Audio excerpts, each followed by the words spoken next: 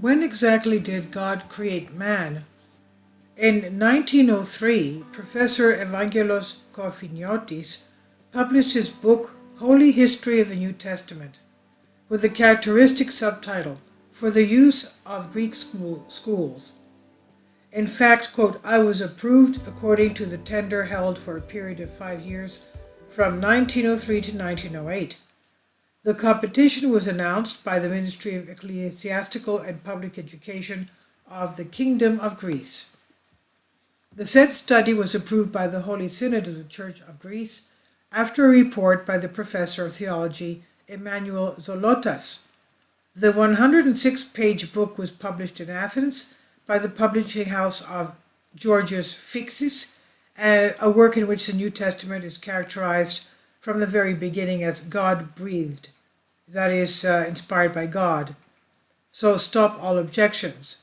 The non-dogmatic Greek is under the yoke of not one of doctrine, but of many doctrines.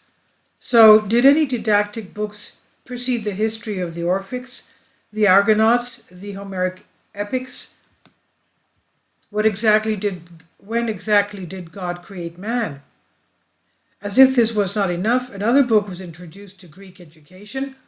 In 1925, the university professor of E. Mesoloras released his book, The Holy History of the Old Testament, with the characteristic subtitle, For the Use of Greek Schools and Girls' Schools.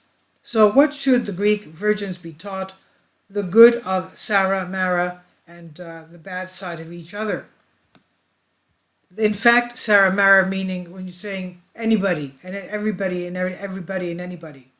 In fact, the edition continues on the cover, approved according to the second law for 5 years, also approved by the Holy Conjunction, the Holy Synod of the Church. It was a third edition of the book. The 68-page book was published in Athens by D&P Dimitrakou Publishing House. A work in which right from the beginning, in its introduction on page 3, the Old Testament is characterized as the history of the judges and kings of the Jewish nation, which was written under the inspiration of the Holy Spirit, under Moses and the prophets in the Hebrew language, during the 3rd century, translated into Greek in Alexandria, under 72 Jews who knew Greek very well. The Hellenic people, with such a glorious prehistory, is now obliged to deny its forefathers, heroes and gods, and be convinced to adopt its forefathers, some foreigners, people of others.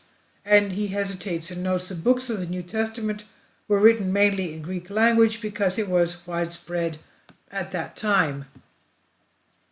I will not deal with the God-inspired arbitrariness and doctrinal inaccuracies, but I will stop at the 4th page in chapter A, where it says, and more importantly, it teaches that God created man in the year 5508 BC.